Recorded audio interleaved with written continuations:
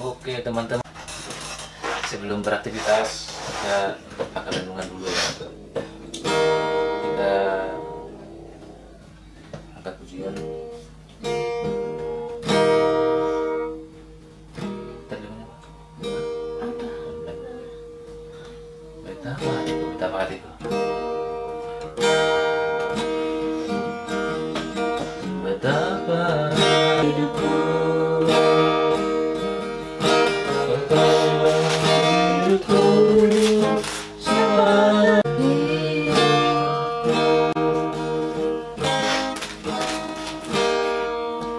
Adik berdoa, kita sudah bangun dan kita akan berdoa.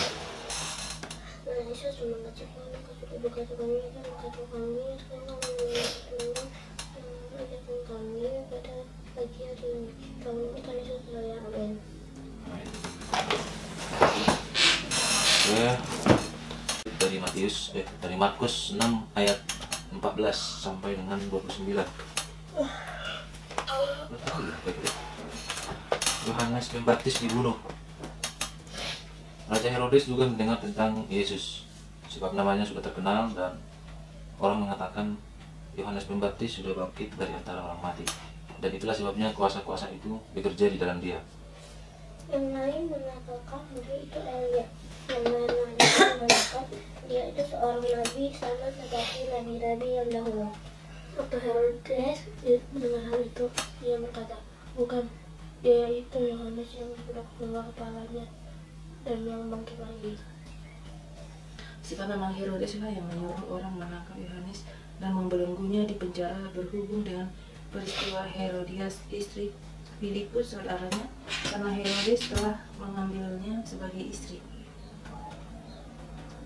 Karena Yohanes pernah menegur Herodes, halal engkau mengambil istri saudaramu. Karena itu Herodias menaruh dendam pada Yohanes dan bermaksud untuk membunuh dia, tetapi tidak dapat.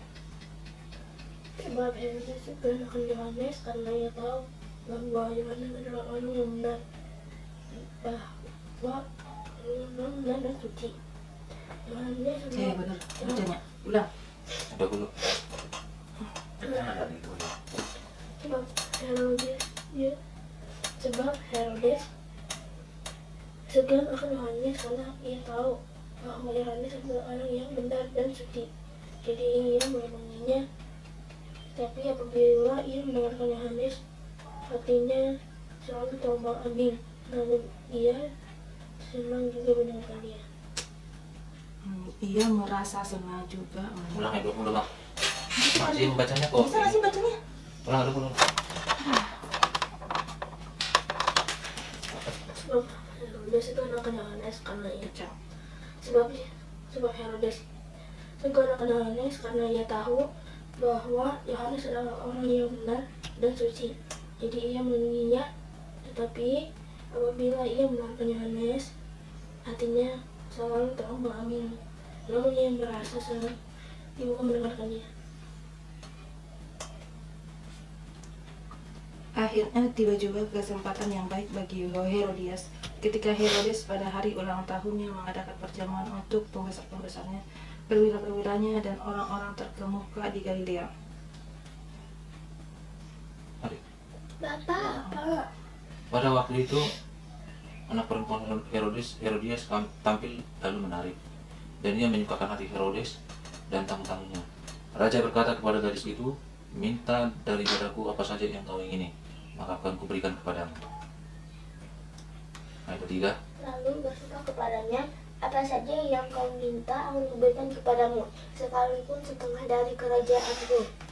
Anak itu pergi dan menanyakan ibunya, apa yang harus kau minta? Jawabnya, bahwa Yohanes Pembaptis. Maka cepat-cepat ia pergi kepada raja dan meminta, aku mau supaya sekarang juga engkau berikan kepadaku kepala Yohanes Pembaptis di sebuah tangan.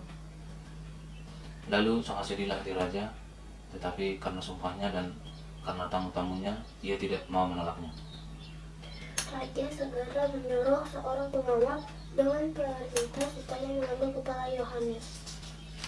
Orang itu pergi dan mengambil kepala Yohanes di penjara. Ia membawa kepala itu ke Yerusalem dan meletakkannya kepada gadis itu. polisi itu memberikan ulah pada ibunya. Ketika murid-murid Yohanes mendengar hal itu, mereka datang dan mengambil mayatnya lalu membaringkannya dalam kuburan. Sampai di situ pembacaan kita. Jadi ketika Nabi Yohanes memberitakan Injil, yang berkuasa pada waktu itu adalah Raja Herodes. Tapi Raja Herodes yang memerintah ini sudah beda dengan Raja Herodes yang memerintah waktu Tuhan Yesus lahir. Itu beda. Itu ayahnya ini yang memerintah. Ini namanya Raja Herodes Antipas. Antipas ya. Kalau yang memerintah pada waktu Tuhan Yesus lahir itu adalah Raja Herodes Agung. Ketika Tuhan Yesus ketika Tuhan Yesus Yusuf dan Maria kembali dari Mesir, yang memerintah bukan lagi Raja Herodes Agung, tapi siapa? Namanya Herodes Archelaus. Archelaus itu adalah anaknya dari Herodes Agung, ya kan? Karena ada ayatnya itu, pulanglah sebab orang yang hendak membunuh itu sudah mati kan? Dan yang sekarang memerintah pada saat Nabi Yohanes memberitakan Injil adalah Herodes Antipas ya. Itu perlu kita tahu itu. Jadi bacaan kita ini menjelaskan kepada kita bahwa memang Herodes ini mengambil istri saudaranya menjadi istrinya, dan itu adalah sesuai dengan pembunuhan, ya kan? Itu adalah percabulan, perzinahan. Dia mengambil saudaranya itu adalah Filipus. Filipus itu sebenarnya Herodes juga, anak dari Raja Herodes dari istrinya yang lain, karena Herodes Agung itu memiliki banyak istri. Jadi istrinya itu diambil menjadi istrinya dia. Inilah yang ditegur oleh Nabi Yohanes. Wah, tidak halal bagimu mengambil istri saudaramu, itu adalah percabulan. Ya. Jadi memang seseorang kalau ditegur itu rasanya tidak enak ya, apalagi tidak sesuai dengan keinginan kita, keinginan daging kita. Nah, sekarang keinginan kita apa kalau ditegur tidak senang. Maka kalau kita seperti itu, maka kita adalah sama seperti Yohanes, seperti Herodes. Apalagi kalau firman Tuhan yang menegur. Kalau firman Tuhan yang menegur dan tidak mau mendengarkan lagi, lalu mau didengarkan siapa? Kita tahu bahwa firman Tuhan adalah kebenaran. Kalau kita menolak kebenaran, maka kebenaran tidak ada dalam diri kita, dan hidup kita tidak mungkin akan bisa berubah menjadi lebih baik. Ya, kalau kita menolak kebenaran, lalu apa yang mau kita lakukan? Kita akan melakukan sebaliknya. Ya, justru ketika Yohanes menegur Herodes, dan hal itu diketahui oleh Herodias. Herodias sangat benci dengan dendam dengan Yohanes. Bila tiba saatnya, mereka merencanakan pembunuhan Yohanes. Jadi kita melihat di sini bagaimana dalam situasi hari sukacita, hari ulang tahun, yang terjadi malah apa? Malah pembunuhan, membunuh Nabi Tuhan.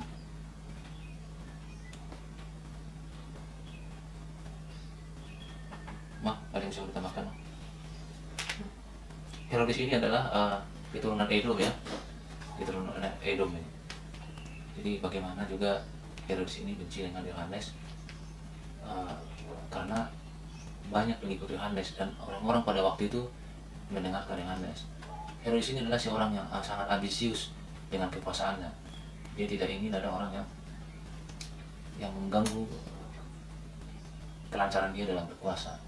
Jadi setiap orang yang dilihat berpengaruh, dia ingin membunuh. Termasuk Tuhan Yesus.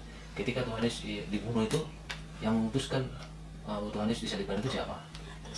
Bukan Herodes. Herodes ya. Pilatus mengembalikannya kepada Herodes. Tadinya dia senang dan berharap Tuhan Yesus mengadakan mujizat sesuai dengan mendengar dari banyak orang. Ternyata Herodes tidak melakukan sesuatu mujizat apapun. Karena tujuannya dia juga udah jahat. Jadi orang ini adalah orang jahat, Raja Herodes ini.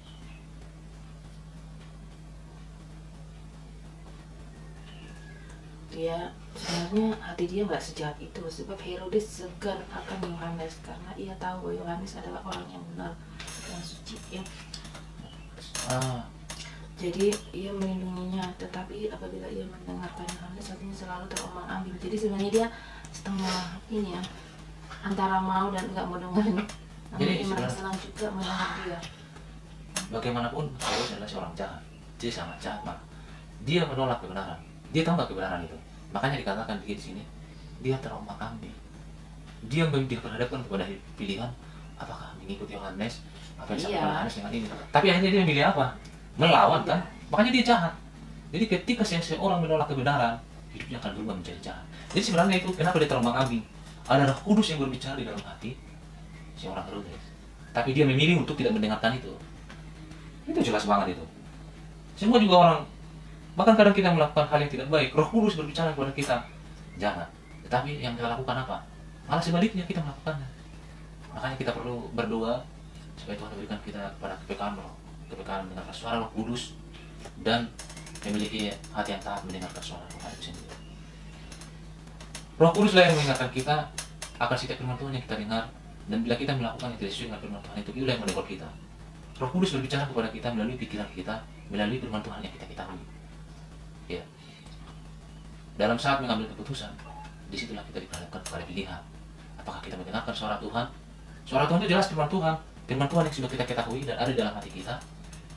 Raja Daud berkata, dalam hatiku aku menyimpan janji-janjimu, firmanmu, supaya aku tidak berdosa kepadamu. Jadi kita menghati dalam pikiran kita. Itu yang mengingat kita selalu. Seperti lagu yang kita nyanyikan kemarin. Firmanmu pelita bagi kita, terang bagi jalan. Kalau kita menolak firman sama seperti yang diperhadapkan kepada Herodes ini, maka kita menolak kebenaran. Ini peristiwa Herodes ini mirip dengan peristiwanya Ahab dan Isabel. Ya. Bahwa Isabel lah yang membuat bangsa Israel menjadi bangsa yang menyukai Tuhan. Isabel lah yang merencanakan pembunuhan daripada apa? Siapa itu? Yang memiliki kebun anggur, siapa namanya? Nah? Nabot, betul sekali. Nabot. Karena Ahab menginginkan kebun anggur Nabot. Tapi Nabot tidak mau memberikan. Maka Isabel, ini kan Herodias, Isabel kan sama. Jadi ini sebenarnya lambang daripada perempuan dan bangsa Israel ini adalah gereja yang bercabul. Kalau kita juga ini sampainya kita sekarang adalah ketidaksetiaan kepada Tuhan. Itu artinya ini ada perkawinan yang tidak sah. Perkawinan sama dengan kalau sekarang cinta dunia itu adalah percintaan. Sama halnya dengan Herodes, tidak mengikuti aturan-aturan daripada Tuhan.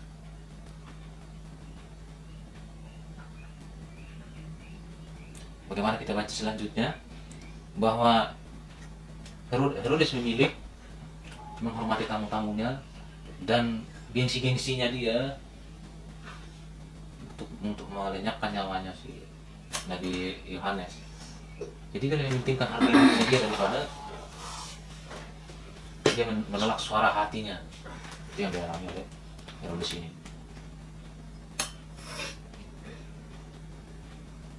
Jadi ya, kenapa sih Herodes ini bisa seperti ini? Kenapa?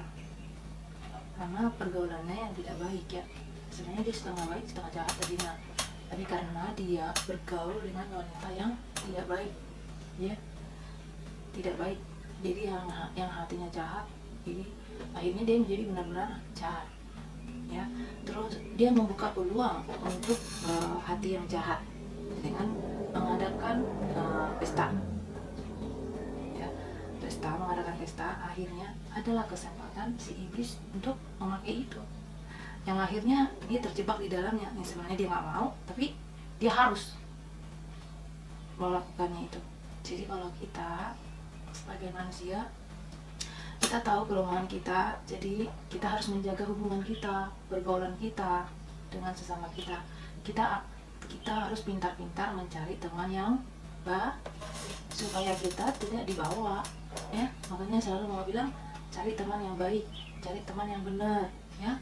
Kalau udah kalian lihat ada teman kalian yang pergaulannya atau cara-caranya tidak baik, ya, lebih baik apa? Dijauhin.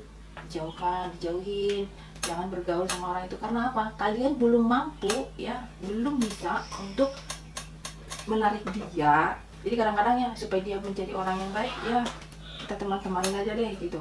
Nggak bisa begitu. Tapi lebih baik kita menjauhkan diri dengan orang-orang yang seperti itu ya. Yang ada nanti akan ada kesempatan dibikin iblis untuk kita mau tidak mau harus mengikuti dia ya, karena ada kesempatan itu. Jadi tolong kalian jauh-jauh dengan orang-orang yang sudah kita anggap tidak baik. Jauh-jauh dengan misalnya yang mau bilang apa, ini acaranya apa gitu kan, ini gamenya apa gitu kan, selalu menanyakan gamenya tentang apa men, kamu selalu bilang apa, oh ini gamenya tidak sesuai dengan realita ya. Nah harusnya dijauh supaya kita tidak terikut ke situ, karena udah kita lihat itu pengaruh yang tidak baik ya kan, seperti nonton apa nih Kecil Aib gitu ya. Iya, contohnya itu kan mama bilang apa, ini tidak baik karena apa, mama perhatiin, oh ini kok kayak sepertinya kartun tapi permainannya orang dewasa ya kan, iya nggak, benar nggak yang kayak gitu tuh Kecil Aib itu ya kan, kayak remaja-remaja gitu ya. Nah sedangkan kamu kan umurnya belum kayak gitu ya kan, makanya mama bilang jangan, tapi kamu nurut mama bersyukur. Jadi kalau kalian bilang, oh ini nggak baik, makanya ada orang tua buat kalian untuk mengingatkan. Tapi kalau kalian diingatkan harus diterima supaya kalian menjadi lebih baik.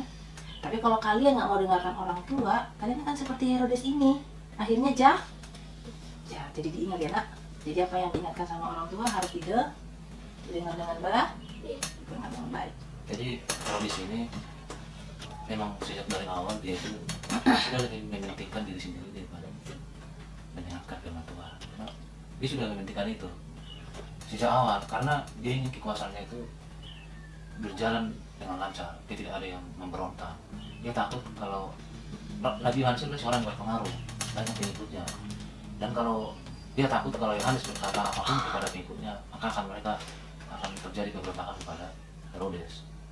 Karena Herodes itu adalah bukan orang Yahudi, mereka adalah sebenarnya orang yang menindas bangsa Israel. Herodes adalah tangan kanan daripada bangsa Romawi, Kaisar. Kaisar yang memerintah pada waktu itu di sini adalah Kaisar Tiberius. Tiberius di sini. Waktu Tuhan Yesus lahir adalah Kaisar Agustus. Waktu pulang dari Mesir masih Kaisar Agustus. Tetapi di sini bukan Kaisar Agustus lagi, Kaisar Tiberius. Kaisar Tiberius adalah kaisar yang jahat, yang menggantikan juga adalah yang lebih jahat lagi, Kaisar Caligula ya. Jadi maknanya Pak, kita sekarang jangan kita karena kepentingan kita demi kenyamanan kita lalu kita mengabaikan firman Tuhan. Itu intinya. Firman Tuhan bilang apa? Jangan. Tetapi nanti saya jadi ini dong, masih sesuai dengan rencana saya. Nah, inilah yang seringkali kita yang tidak sejalan. Jadi yang kita rencanakan, yang kita fokuskan bagaimana caranya, kita mengabaikan firman Tuhan. Firman Tuhan harusnya kita begini. Sama tadi seperti yang dijelaskan mamanya. Jadi kalau kita udah tahu firman Tuhan, kita harus mengikuti ya. Kalau enggak, kita memberikan kesempatan dan kita akan dijerat seperti ini. Kan dia jadi terjerat dia kan. Dia memutuskan suatu keputusan yang salah dengan meninggal kepala Yohanes. Dan di akhir hidupnya dikatakan Herodes tidak ada bertobat. Jadi pasti dia akan mengalami kebinasaan. Sama ayahnya juga begitu. Ayahnya Herodes, dia berkata kepada orang-orang Majus, jika engkau sudah menemukan Mesias itu, beritahu aku supaya aku juga datang menyembahnya. Padahal maksudnya mau bunuh dia kan. Memang semua keluarga Herodes itu adalah keluarga yang jahat. Memang sejak dulu mereka sudah jahat, keturunan Edom. Bagaimana mereka mau menganiaya Yakub, keturunan Yakub. Bangsa Israel itu kan keturunan Yakub. Jadi hal ini juga yang berlangsung sampai sekarang. Setan menggunakan manusia, Tuhan menggunakan manusia, yang buktikan bahwa Tuhan setan kalah, salah. Jadi inti dari yang kita itu adalah kita dengar-dengar kepada firman Tuhan supaya kita tidak terjerumus dalam mengambil keputusan yang salah. Ya. Siapa? Herodes tahu jelas tadi dia terombang-ambing. Dia terombang-ambing kenapa? Antara kepentingan diri dengan kalau dia mendengarkan Yohanes, dia merasa senang dan merasa hidupnya tenang. Tapi di sisi lain dia punya kepentingan. Jadi hatinya bergejolak. Tetapi saya nggak disayangkan dia memilih pilihan yang salah. Sampai sering kita ya. Jadi poinnya adalah ketika mendengarkan firman Tuhan, kita harus merespon dengan rendah hati dan bertobat, minta pertolongan Tuhan, pertolongan Roh Kudus, dan itu yang memimpin kita melakukan firman itu. Yang kedua, jangan memberikan peluang kepada setan sehingga kita mengambil keputusan.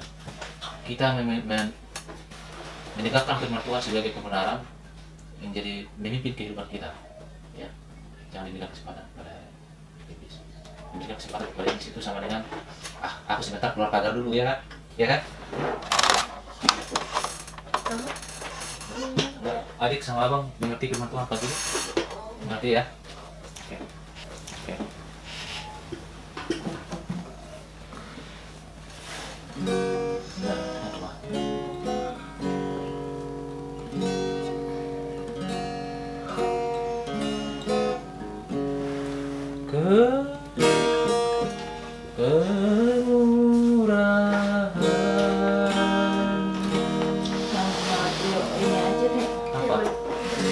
Aku bilang gak ada yang jawab. Hah? Firman Tuhan berita bagi jalan.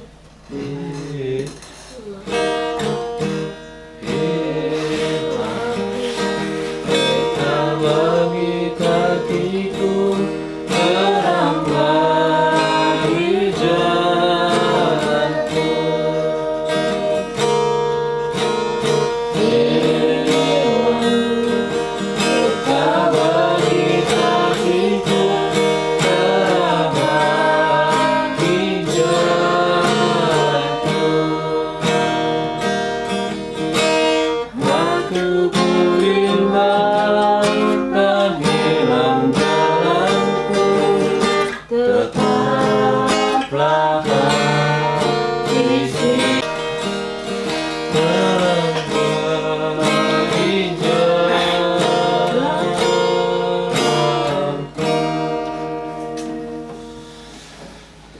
Kita berdoa. Bapak, terima kasih Kau bersyukur pagi hari ini.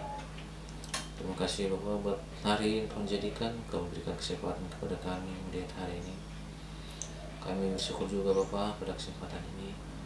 Kami memiliki kesempatan untuk membaca dan merenungkan firman-Mu. Kami belajar bagaimana seorang Herodes, bagaimana seorang Nabi Yohanes, supaya kami tidak seperti Herodes yang mengetahui kebenaran tapi tidak menerima kebenaran itu dan menolaknya, sehingga dia mengambil keputusan yang salah dalam hidupnya, yaitu dengan menganiaya Nabi Tuhan. Menganiaya Nabi Tuhan karena menyampaikan kebenaran.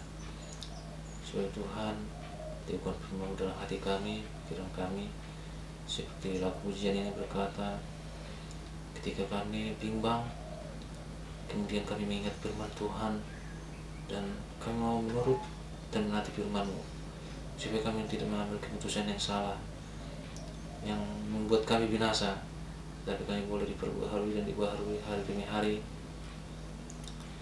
menjadi segambar dan serupa dengan Engkau ya Bapak. Terima kasih untuk firman Tuhan sangat indah pagi hari ini buat kami, untuk kami terus mengandalkan Tuhan, taat dan melakukan firman ya Bapak. Terima kasih Bapak, kami serahkan keluarga ini ke dalam tangan-Mu.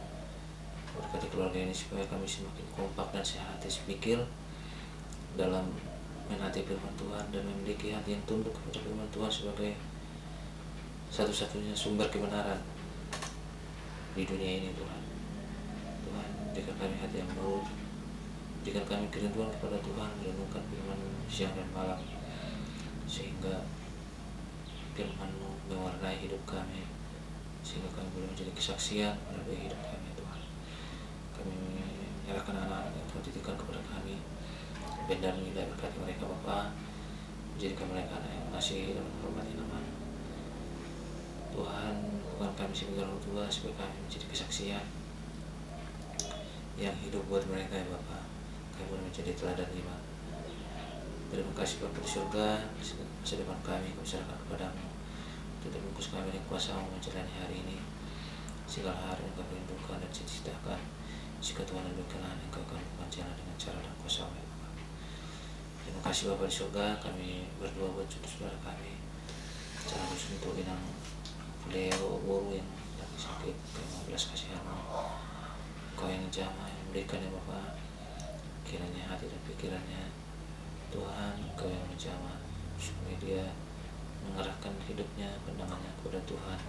Sebab daripada mendatangkan pertolongan, biar melalui situasi yang benar, semakin sungguh-sungguh mencari Tuhan dan kebenaran firman. Juga saudara-saudara kami yang lain, Kak Maria, Kak Mauli, Kak Indra, Tuhan berkati mereka. Dan kiranya Roh Kudus yang menjamah setiap kami, supaya kami punya kesempatan yang Tuhan berikan ini mengumpulkan minyak sebagai modal kami, perbekalan kami menghadapi tantangan zaman ini. Kita bersyukur dari kepada keluarga, kasih keluarga berkaitan dengan pelayanan, dan biar mereka menyampaikan firman Tuhan yang murni kepada banyak orang. Kiranya Roh Kudus yang mengajari mereka, menyampaikan mereka supaya mereka menjadi kesaksian hidup melalui keluarga mereka juga. Terima kasih Bapak, dan juga itu sudah milik kampung. Terima kasih Bapak, berikan mereka hikmat jalan kehidupan di sana, supaya mereka mencari Tuhan dan berharapan tentang Tuhan sebenarnya. Kami berdoa juga untuk saudara kami yang tidak bisa bersama Tuhan. Kiranya Tuhan merawat kami semua, supaya kami boleh bersama-sama mencari Tuhan, mengutamakan Tuhan dalam kehidupan ini. Tuhan, kami berdoa buat kuasa di negara kami ini. Kami mohon pimpinan penyerta-Mu kepada pemimpin kami, supaya mereka mengambil keputusan yang tepat mengatasi situasi yang ada sekarang, virus corona. Tuhan, kami sendiri juga tidak sanggup menjaga diri kami sendiri. Hanya kepada-Mu kami berlindung, untuk bungkus kami dengan kuasa-Mu. Berikan kami hebat menjalani hari-hari yang sulit ini ya Tuhan. Terima kasih Bapa di surga. Terpuji-pujilah nama-Mu. Ampuni kami protes kepada dosa kami, bahari kami hari demi hari. Berikan kami hati yang tunduk kepada firman Tuhan, mencintai Tuhan lebih dari segalanya ya Bapa. Terima kasih Bapa, dalam nama Tuhan Yesus kami berdoa dan bersyukur kepada Bapa di surga. Haleluya. Amin. Oke teman-teman, sampai di sini renungan kita pagi hari ini. Mohon dukungannya dengan like, komen, dan subscribe untuk bagi teman-teman yang baru bergabung. Terima kasih, Tuhan Yesus memberkati. Bye. Dah.